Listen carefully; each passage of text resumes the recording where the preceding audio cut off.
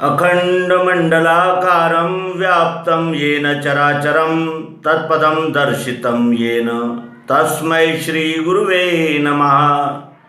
अज्ञानान्धस्य लोकस्य ज्ञानाञ्जनशलाकया चक्षुरुन्मीलितं येन तस्मै श्रीगुरुवे नमः।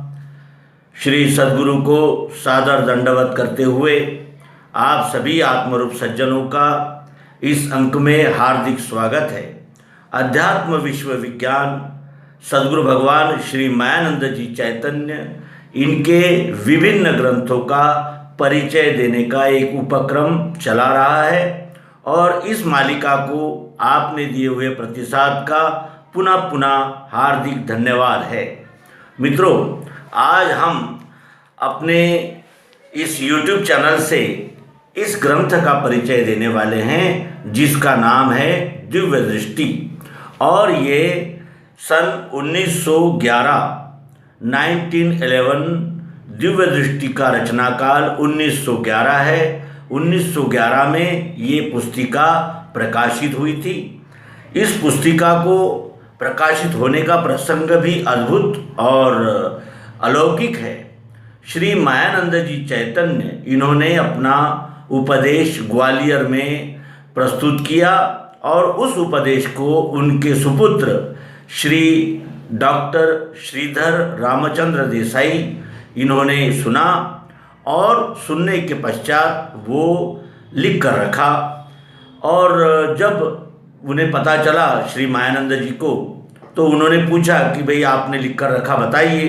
तो उस बालक श्रीधर ने कहा कि वो तो फाड़ दिया मैंने, शायद योग्य नहीं बना, ऐसा मुझे लगा। तो श्री मायानंद जी ने कहा कि नहीं, तुम्हें वो पुनश्च लिखना होगा और लिखकर मुझे बताइए तो आपने क्या लिखा। और उस तरह ये दिव्य दृष्टि का संकलन डॉक्टर श्रीधर रामचंद्र देसाई इन्होंने किया।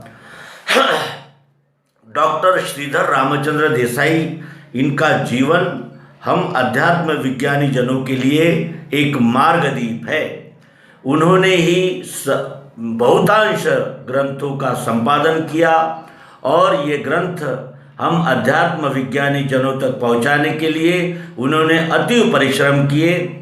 आद्य भारत, श्री कृष्ण का यथार्थ स्वरूप आदि ऐसे ग्रंथ उन्होंने प्रस्तुत किए हैं जो उनकी विद्वत्ता और अष्टपहलू व्यक्तित्व की साक्ष्य देती है। और डॉक्टर श्रीधर रामचंद्र देसाई इन्होंने जो कार्य किया है वो अद्भुत है और इस प्रसंग में हम उनका भी हार्दिक धन्यवाद प्रेषित करते हैं। मित्रों, डॉक्टर श्रीधर रामचंद्र देसाई ये केंद्रीय अध्यात्म विज्ञानशाला मानधाता ओंकारेश्वर के द्वितीय संचालक रहे और इनके कार्यकाल में ये अध्यात्म विज्ञान का ये प्रकाश जन जन तक और विशेषकर उन विभूतियों तक पहुंचा जो आगे चलकर हम अध्यात्म विज्ञानियों के परम मार्गदर्शक और दिशा निर्देशक सिद्ध हुए। ऐसे महान आचार्य डॉक्टर आनंद जी चैतन्य इनका इस प्रसंग में पुण्य स्मरण करते हुए आइए आपको दिव्य दृष्टि का वाचन सुनाएं और अवलोकन करें कि संक्षिप्त में सर्वांग योग जो अन्य ग्रंथों के भी प्रमाणों के साथ प्रस्तुत किया गया है उसका हम रसपान करें। आरंभ होता है, अखंडमंडलाकारं व्याप्तं येन चराचरं तत्पदं दर्शितं येन तस्मै श्रीगुरुवे नमः। अज्ञानान्धस्य लोकस्य ज्ञानाञ्जनशलाकया चक्षुरुन्मीलितं येन तस्मै श्रीगुरुवे नमः। हे परोक्ष ज्ञानी जन हो, यह सद्गुरु का लक्ष्य है। कान में मंत्र फूंकने वाले, नाम मंत्र कहने वाले श्री गुरु का अधिष्ठान नहीं हो सकते, क्योंकि नाम मंत्र वाचिक कर्म है। वाचिक कर्म को मुक्ति कहकर मुमुक्षु को कर्म बंधन में फांसने वाला सद्गुरु नहीं किंतु बैरी है।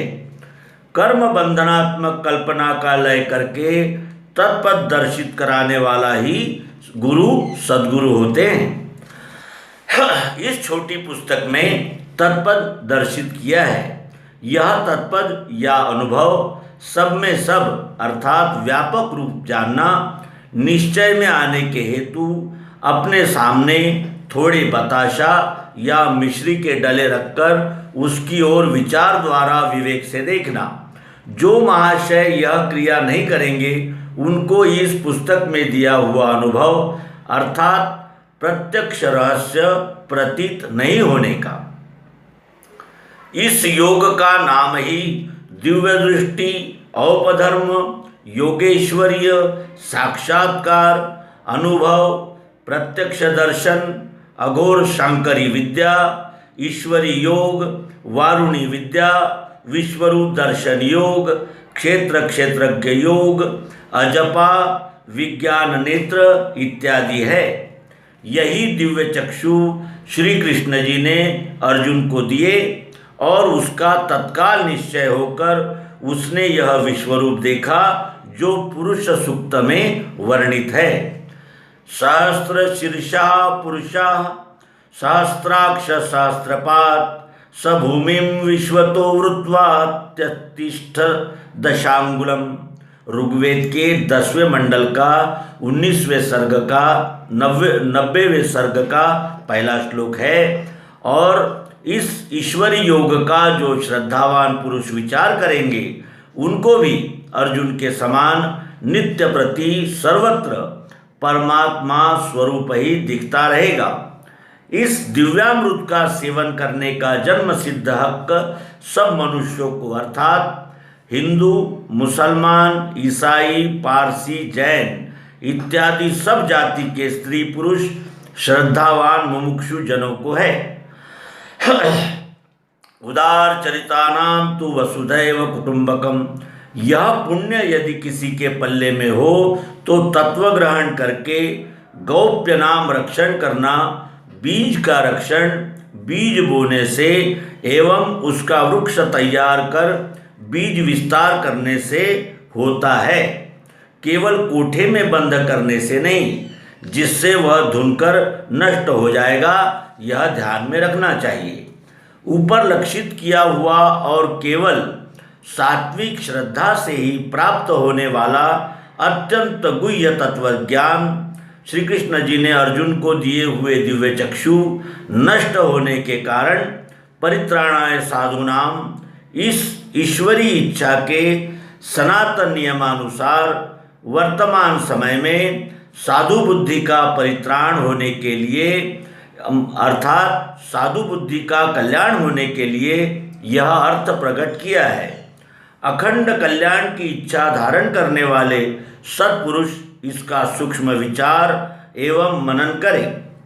आद्ययत् त्रैक्षरं ब्रह्म त्रयस्मिन् प्रतिष्ठितः स गुह्योन्यत् स्त्रीवृत्वेद्य यस्तम वेद स वेदवित्। यह मनुस्मृति के 11वें सर्ग का 265वां श्लोक यहाँ उद्धृत किया है, जिसका अर्थ है कि आद्यंत तत्रक्षरम, अक्षर अक्षर और पुरुषोत्तम यह ब्रह्म है, ये त्रिपुटी में प्रतिष्ठित है। यह गुह्योन्नत यानी अत्यंत गुह्य ऐसा 3 प्रकार से प्रस्तुत किया हुआ वेद यानी जानना, जो जानते हैं वही वेद के सचमुच जानने वाले अर्थात वेदविद है। इस परंपरा प्राप्त मनुवाक्य की ओर ध्यान देकर श्री कृष्ण जी ने द्वापर के अंत में अर्जुन को समझाया, वही सतयुग प्रारंभ के लिए यहाँ पर समझाया गया है। द्वामिमो पुरुषो लोके क्षरश्चाक्षर एव च क्षरा सर्वाणि भूतानि कुटस्थोक्षर उच्यते उत्तमः पुरुषस्त्वन्यः परमात्मेत्युदाहतः यो लोकत्रयमाविश्य विभर्त्य व्यय ईश्वरः। गीता अध्याय 15 के 16 और 17वें श्लोक है ये, जिसे उद्धृत किया गया है। जिसका अर्थ है दो पुरुष है इस लोक में क्षर अक्षर नाम से।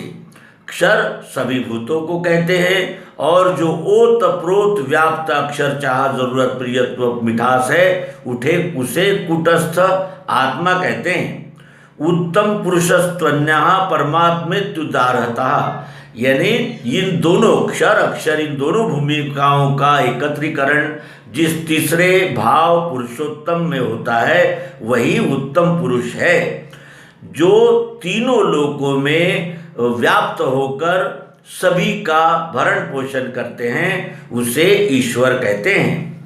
गो गोचर अक्षर में गयो अक्षर लखे मिठास, मिलत ही पुरुषोत्तम भयो त्याग किए सतभास।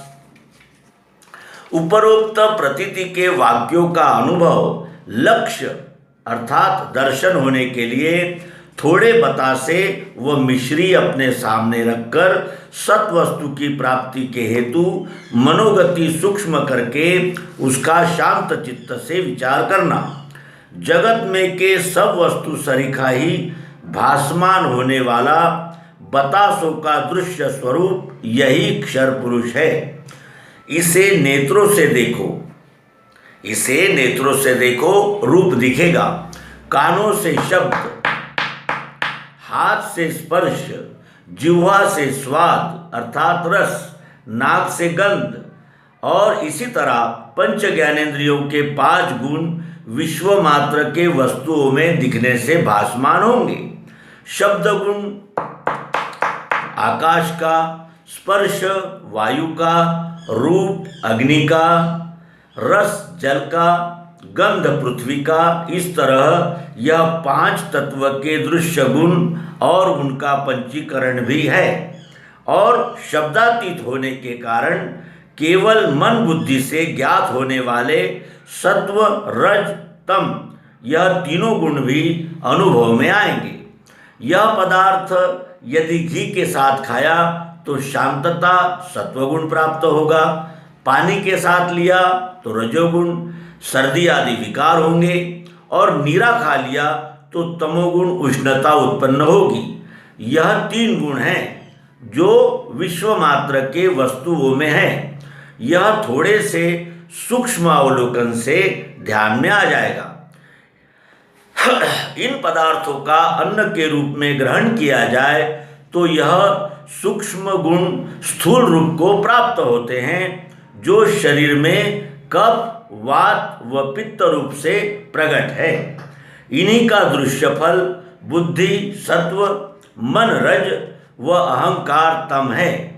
इस तरह इसी दृश्य स्वरूप पर मिलकर पंचतत्व व 3 गुण इनका अर्थात 8 कल्पनाओं का भास होगा।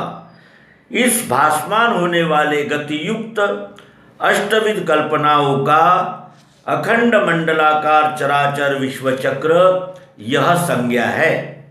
यानी अखंड मंडलाकार फिरने वाला जो विश्वचक्र है यही अष्टधा प्रकृति है।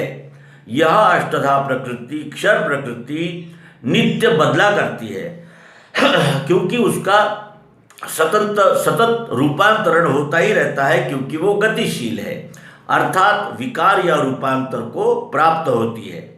विशेष काल तक बतासे या मिश्री जैसे के वैसे ही रखे रहें तो उनका अष्टविध दृश्य स्वरूप बदलकर पृथ्वी के सदृश हो जाएगा। अर्थात